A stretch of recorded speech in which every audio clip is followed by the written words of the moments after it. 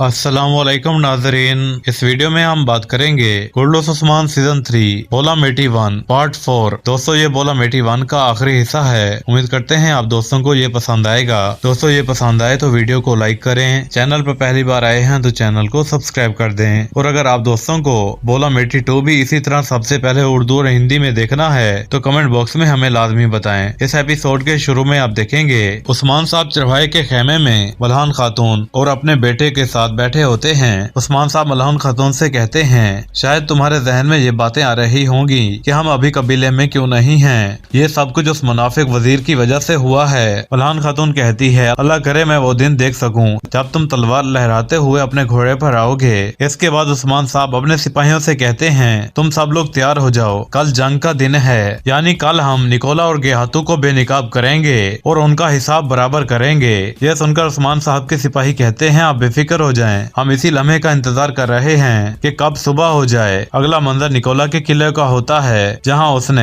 दीगर किले के गवर्नरों को इकट्ठा किया होता है। निकोला उनको रोगादोस और मिकाइल कोसिस के बारे में बताता है कि कैसे उन लोगों ने गद्दारी की है। फिर उनको अपने साथ मिलाने के लिए कहता है, हमें एक साथ होना चाहिए और हमें अपने गंवाए हुए किलों को वापस लेना चाहिए। कुछ गवर्नर कहते हैं ये सब कुछ कैसे होगा, तो निकोला कहता है, हम तलवार के जोर से जिसमें हम माहिर हैं और हमेशा करते आए हैं उससे वापस लेंगे। इसके बाद तमाम गवर्नर निकोला की बात मान लेते हैं। अभी ये सब बातें कर रहे होते हैं। इसी दौरान निकोला का सिपाही आकर निकोला को कहता है कि उस्मान साहब और उसके सिपाही सगोद से बाहर निकलने में कामयाब हो गए हैं। निकोला ये सुनकर कहता है, हमारी जमीनों में ये मुश्किलात सिर्फ उस वक्त खत्म होंगी जब हम एक साथ मिलकर जंग करेंगे। निकोला फिर कहता है, कल हम हरमन काया किला वापस लेने के लिए मंसूबा बनाएंगे। हम मुख्तलिफ मकामात से हरमन काया किले के ऊपर हमला आवर होंगे और उस किले को लेने में कामयाब हो जाएंगे। नाज़रीन इसके बाद अगला मंजर सगोद का होता है जहाँ गेहातू मरकजी हाल में बैठा खाना खा रहा होता है। उसके सामने गंदूज साहब और दीगर सिपाही मौजूद होते हैं। गंदूज साहब गेहातू से कहते हैं, आपने जो बात भी कहनी है जल्दी से कह दें। इसी दौरान गेहातू कुछ नहीं बोलता।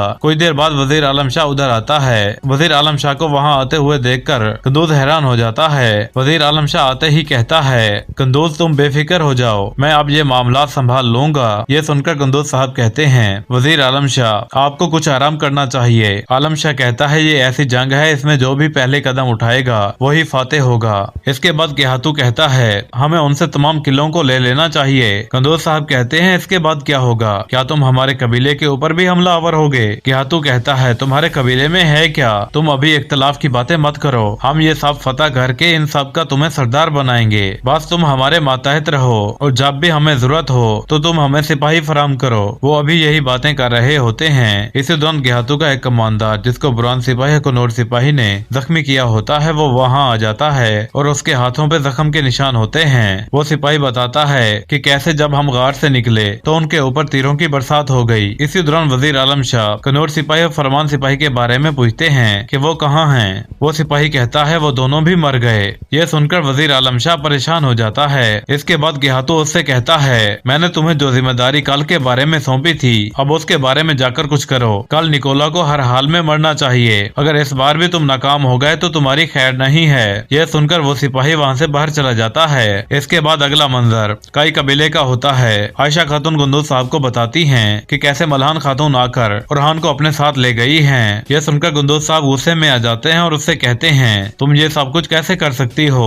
मल्हान खातून उसका ख्याल नहीं रख सकती। यह सुनकर आयशा खातून कहती है, वो उसकी माँ है, अगर वो ख्याल नहीं रखेगी तो और कौन रखेगा। गंदूज साहब कहते हैं, अगर वो उसके ख्याल रखने के बारे में सोचती तो वो ऐसा बिल्कुल मत करती और अभी उसको इस तरह दर बदर नहीं फिरना पड़ता। आयशा खातून कहती हैं, तुम किस दुनिया में रहते हो, तुम अभी भी आलम शाह की बातों में हो जिसने तुम्हारे भाई के ऊपर मुख्तलिफ तरह के इल्जाम लगाए हैं। वजीर आलम शाह को भी देखो, उसकी क्या हालत हो गई है। सगोद में मंगोल भी आ गए हैं। तुम अभी भी अपनी बातों को लेकर कह रहे हो कि तुम सही हो और बाकी सारी दुनिया गलत है। यह सुनकर गंदूज साहब चिल्लाते हुए कहते हैं, खामोश हो जाओ, मैं अब कुछ नहीं सुनना चाहता। यह सुनकर आयशा खातून जाने लगती हैं तो गंदूज साहब आवाज देकर कहते हैं, मैं कभी नहीं चाहता कि ओरहान का एक बाल भी भीगा हो। मैं नहीं चाहता था कि वो यहाँ से जाए। अब मैं चाहता हूँ कि सलजान खातून, मल्हान खातून और बाला खातून वगैरह सब कबीले में आ जाएं। मेरी वजह से उन्होंने तकलीफ बर्दाश्त की है। मुझे पता है वो अब भी मसले खड़े करेंगे, लेकिन मैं कोशिश करूंगा कि ऐसा कोई रास्ता निकालूं जो उनके लिए भी सही हो और हमारे लिए भी सही हो। नाज़रीन इसके बाद आप देखेंगे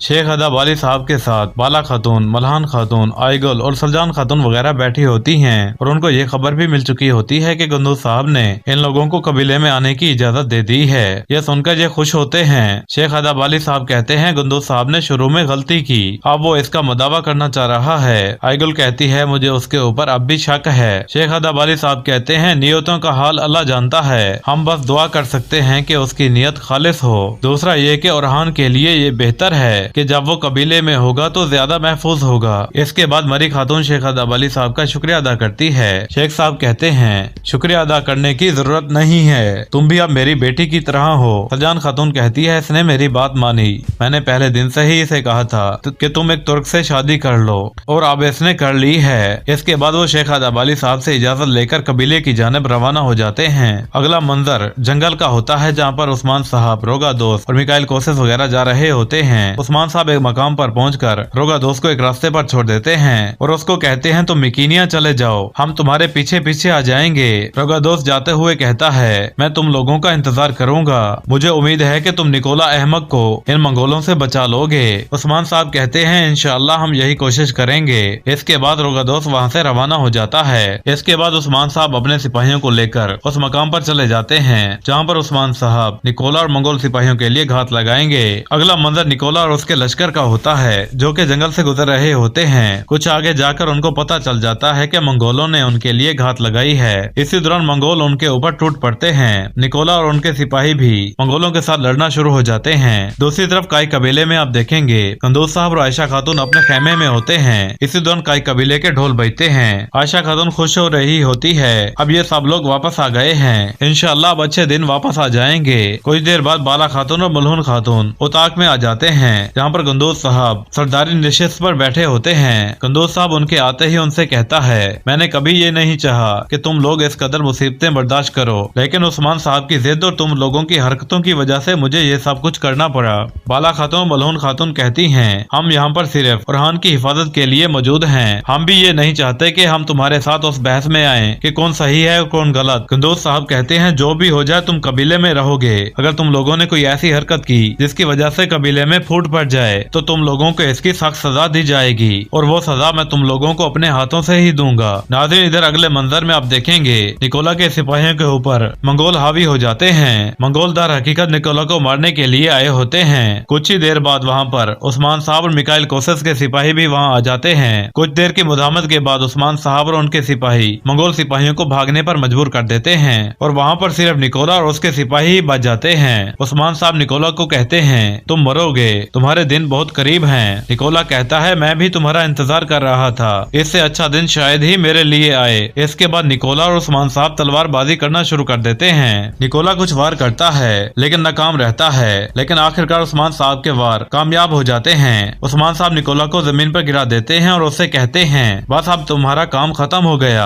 अब तुम मरोगे। इसके बाद वो अपनी तलवार जोर से निकोला की गर्दन पर लाकर रोक देते हैं और उससे कहते हैं तुम मरोगे, लेकिन आज नहीं। ये देखकर निकोला हंसने लगता है और कहता है तुम्हारा दुश्मन तुम्हारे इतना करीब है लेकिन तुम अभी भी उसको नहीं मार रहे, मुझे तुम्हारे मकसद की समझ नहीं आ रही। उस्मान साहब कहते हैं तुम जरूर मरोगे और मेरे हाथों से ही मरोगे, लेकिन आज नहीं, अभी तुम जिंदा रहोगे अपनी बका के लिए और हमारी बका के लिए। इस सब के लिए तुमने हमारे साथ मिलकर ही चलना है। हम दोनों साथ साथ ही जंग करेंगे और हम दोनों का जो मुत्तफिका दुश्मन है यानी मंगोल, हम उनके खिलाफ जंग करेंगे। दूसरी तरफ गेहातू के खेमे में आप देखेंगे गेहातू के साथ वजीर आलम शाह भी मौजूद होता है। वहाँ पर एक सिपाही आकर कहता है आपके लिए खत आया है। गेहातू उस खत को खोलकर पढ़ता है। इसी दौरान वजीर आलम शाह पूछता है खत में क्या लिखा है। खत पढ़ने के बाद गेहातू जोर जोर से हंसने लगता है और कहता है कि आरगू खान ने मेरे लिए 20,000 सिपाहियों की एक फौज भेजी है और ये फौज खासकर इन बगावत करने वाले कबीलों के खिलाफ भेजी है। इसी दौरान वो कहता है अब मैं तुम सबको खत्म करके ही दम लूंगा,